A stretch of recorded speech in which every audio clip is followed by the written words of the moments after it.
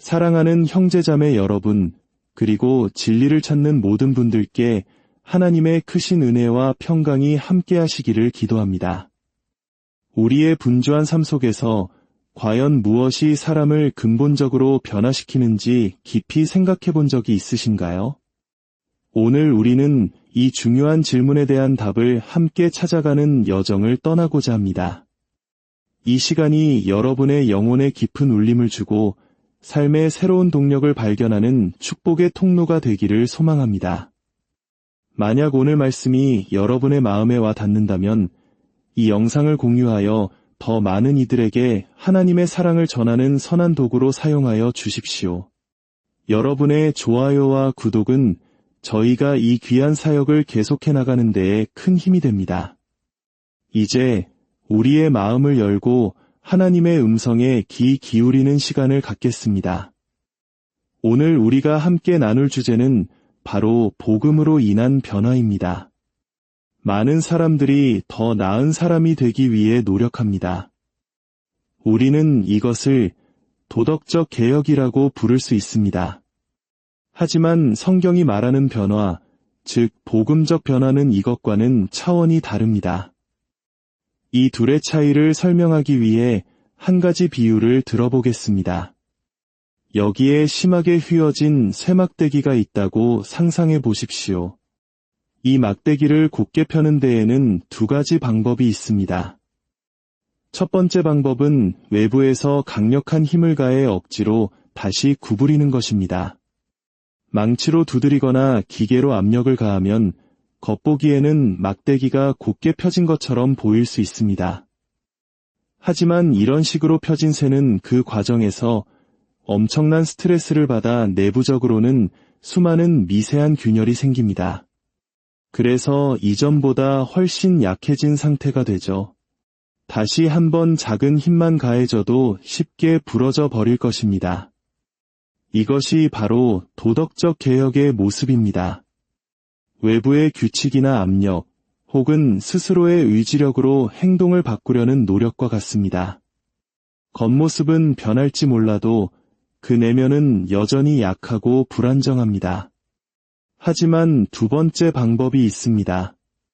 쇠막대기를 뜨거운 불 속에 넣어 내부에서부터 활활 타오를 때까지 달구는 것입니다. 쇠가 벌겋게 달아올라 부드러워졌을 때 우리는 아주 작은 힘으로도 그 모양을 바로잡을 수 있습니다. 그리고 그렇게 불의 연단을 거쳐 다시 펴진 쇠는 이전보다 훨씬 더 곱고 강인해집니다. 이것이 바로 복음적 변화입니다. 하나님의 사랑이라는 뜨거운 불, 즉 복음이 우리 마음 깊은 곳에 닿을 때 우리의 내면이 녹아내리고 성령의 능력으로 새롭게 빚어지는 것입니다. 우리는 겉모습만 바뀌는 것이 아니라 존재 자체가 근본적으로 변화하여 이전보다 더욱 강하고 아름다운 모습으로 거듭나게 됩니다. 위대한 기독교 작가 C.S. 루이스는 이 차이를 이렇게 표현했습니다. 하나님께서 인간이 되신 것은 피조물을 아들로 삼으시기 위함이다. 단순히 기존의 피조물을 더 나은 종류로 개선하는 것이 아니라 완전히 새로운 종류의 인간을 만들어내기 위함이다. 이것은 마치 말을 더 높이 뛰도록 훈련시키는 것과는 다르다.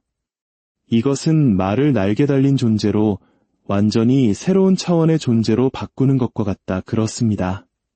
복음은 우리를 단지 착한 사람으로 만드는 것을 넘어 새로운 피조물로 변화시킵니다.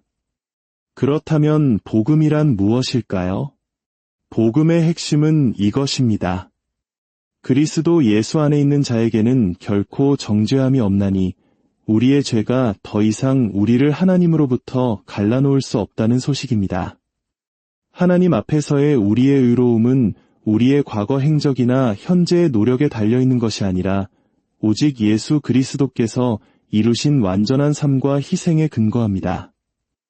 우리의 순종의 수준이나 회개의 깊이, 우리의 선함이나 부족함은 구원의 조건에 단 1%도 영향을 미치지 않습니다. 구원은 전적인 하나님의 선물이며 우리는 오직 믿음으로 말미암아 그 선물을 받을 뿐입니다. 그런데 여기서 많은 사람들이 아주 현실적인 질문을 던집니다. 목사님, 무엇을 하든 하나님은 당신을 사랑하십니다. 당신의 행위와 상관없이 당신은 이미 용납되었습니다라고 말하는 것이 어떻게 사람을 더 거룩한 삶으로 이끌 수 있나요? 오히려 이제 내 맘대로 살아도 되겠구나 하고 방종하게 만들지 않을까요? 이 질문은 매우 타당합니다. 실제로 우리의 일상 경험은 이 질문을 뒷받침하는 것처럼 보입니다. 예를 들어 한국의 많은 학생들이 인생을 걸고 대학 수학능력시험, 즉 수능을 준비합니다. 그들은 좋은 대학에 가기 위해 밤낮으로 치열하게 공부합니다. 그런데 그토록 원하던 대학에 합격하고 나면 어떻게 될까요?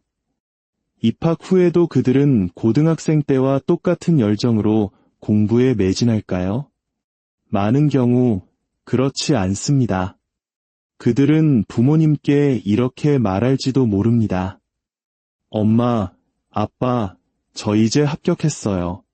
대학에 들어왔으니 이제 학점은 예전만큼 중요하지 않아요. 합격이라는 목표를 달성한 순간 그들을 채찍질하던 강력한 동기가 사라져버리는 것입니다. 이처럼 너는 이미 합격했다. 너의 성과는 더 이상 중요하지 않다는 메시지가 오히려 노력을 저해하는 것처럼 보이는데 어떻게 하나님의 완전한 용납과 사랑이라는 복음이 우리를 변화시키는 에너지가 될 수 있을까요? 이것이 바로 오늘 우리가 풀어야 할 핵심적인 질문입니다. 어떤 사람들은 이 문제에 대해 균형이 중요하다고 말합니다. 물론 하나님의 은혜와 믿음도 중요하지만 너무 그것만 강조하면 사람들이 나태해지니 행위와 순종, 십계명에 대해서도 똑같이 강조해야 합니다. 은혜에 대한 설교와 순종에 대한 설교가 균형을 이루어야 합니다. 라고 말이죠. 얼핏 들으면 매우 합리적인 해결책처럼 보입니다. 하지만 사도 바울은 갈라디아서에서 이것이 완전히 잘못된 접근이라고 단호하게 말합니다. 문제의 핵심은 무엇을 말하느냐의 양적 균형이 아니라 그것을 행하느냐는 동기의 문제입니다. 당신이 내일 아침 일어나 기도하고 유혹을 이겨내고 선한 일을 하려고 할 때 그 행동의 뿌리에 있는 이유가 모든 것을 결정한다는 것입니다. 바울은 우리 앞에 놓인 두 가지 전혀 다른 순종의 동기를 제시합니다. 그리고 이 두 동기는 완전히 다른 두 종류의 인간, 두 종류의 신앙, 두 종류의 인격, 두 종류의 세계관을 만들어냅니다. 첫 번째 동기는 두려움에서 비롯된 순종입니다. 이것은 율법을 지킴으로써 하나님의 인정을 얻어내고 구원을 획득하려는 시도입니다. 내가 이만큼 순종해야 하나님이 나를 사랑해 주실 거야. 내가 이 계명을 지키지 않으면 벌을 받거나 버림받을 거야. 라는 생각에 기반한 것입니다. 바울은 이것을 단호하게 종살이라고 부릅니다. 갈라디아서 5장 1절은 이렇게 선포합니다. 그리스도께서 우리를 자유롭게 하려고 자유를 주셨으니 그러므로 굳건하게 서서 다시는 종의 멍에를 매지 말라. 놀라운 것은 갈라디아 교인들은 기독교인이 되기 전에는 율법을 전혀 지키지 않던 이방인들이었다는 사실입니다. 그들은 온갖 우상을 숭배하고 부도덕한 삶을 살았습니다. 그런데 바울은 그들이 이제 와서 율법을 지키려고 하는 것을 향해 다시 종살이로 돌아가려 하느냐고 책망합니다. 어떻게 율법을 지키는 것이 과거의 방탕한 삶과 똑같은 종살이가 될 수 있을까요? 그 이유는 동기가 같기 때문입니다. 과거에 그들이 풍요의 신을 섬겼던 이유는 가난에 대한 두려움 때문이었고 미의 여신을 섬겼던 이유는 사랑받지 못할 것에 대한 두려움 때문이었습니다. 그들의 삶은 늘 무언가를 얻어내고 무언가를 잃을까 봐 두려워하며 신들을 달래는 삶이었습니다. 그런데 이제 그 대상이 하나님으로 바뀌었을 뿐입니다. 내가 선하게 살아야 하나님의 사랑을 얻을 수 있다는 생각은 결국 하나님을 나의 행위로 조종하려는 시도이며 그 밑바탕에는 여전히 하나님의 사랑을 얻지 못할까 하는 두려움이 깔려 있습니다. 이런 신앙은 우리에게 참된 자유나 기쁨을 주지 못합니다. 오히려 끊임없는 불안과 죄책감, 그리고 다른 사람을 판단하는 교만으로 우리를 올가맬 뿐입니다. 겉으로는 경건해 보일지 몰라도 그 내면은 두려움의 노예인 것입니다. 그렇다면 복음이 제시하는 두 번째 동기는 무엇일까요? 그것은 바로 소망과 사랑입니다. 갈라디아서 5장 5절과 6절은 이렇게 말합니다. 우리가 성령으로 믿음을 따라 유의 소망을 기다리노니 그리스도 예수 안에서는 할례나 무할례나 효력이 없으되 사랑으로서 역사하는 믿음뿐이니라. 여기서 말하는 소망은 우리가 흔히 생각하는 그렇게 되면 좋겠다는 막연한 바람이 아닙니다. 성경에서 말하는 소망은 미래에 대한 절대적인 확신을 의미합니다. 복음을 통해 우리는 우리의 미래가 어떠할지 확실히 알게 됩니다. 우리는 장차 하나님의 영광스러운 자녀로서 흠없고 온전한 모습으로 서게 될 것입니다. 이 확고한 소망이 우리 안에 자리 잡을 때 우리는 더 이상 현재의 성공이나 실패에 일희일비하지 않게 됩니다. 월요일에 내가 선한 일을 했다고 해서 하나님이 나를 더 사랑하시는 것이 아닙니다. 나는 이렇게 고백해야 합니다. 하나님께서 나를 사랑하시기 때문에 제가 이 선한 일을 할 수 있었습니다. 반대로 화요일에 내가 끔찍한 실수를 저질렀다고 해서 하나님이 나를 덜 사랑하시는 것도 아닙니다. 나는 이렇게 고백해야 합니다. 하나님, 그럼에도 불구하고 당신의 사랑은 변함이 없습니다. 이 실패조차도 당신의 사랑 안에서 저를 겸손하게 하고 더 성장시키는 도구가 될 줄 믿습니다.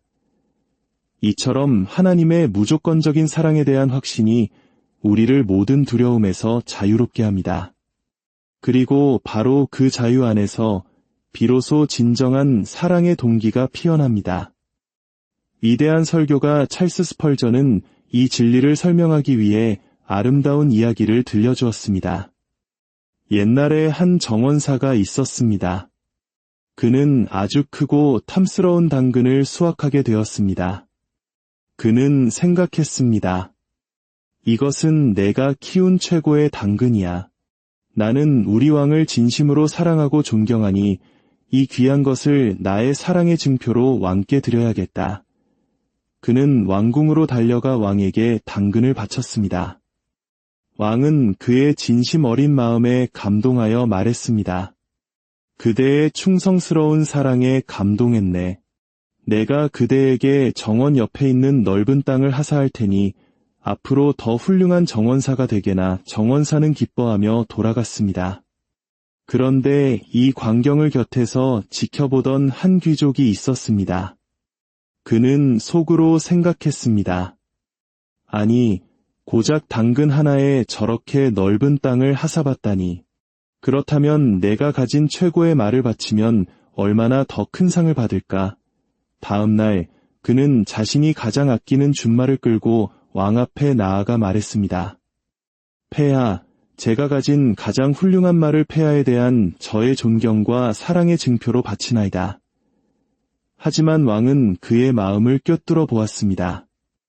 왕은 말을 받고는 아무 말 없이 돌아서려 했습니다. 귀족이 당황하여 서 있자 왕이 다시 돌아보며 말했습니다.